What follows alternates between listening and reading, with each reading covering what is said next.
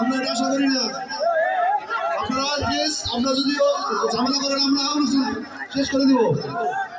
আপনারা ঝামেলা করলে আমরা অনুষ্ঠান শেষ করে দিব। কি বলেন আপনারা? আপনারা ঝামেলা করবেন না প্লিজ। ঝামেলা করলে এখানে অনুষ্ঠান শেষ।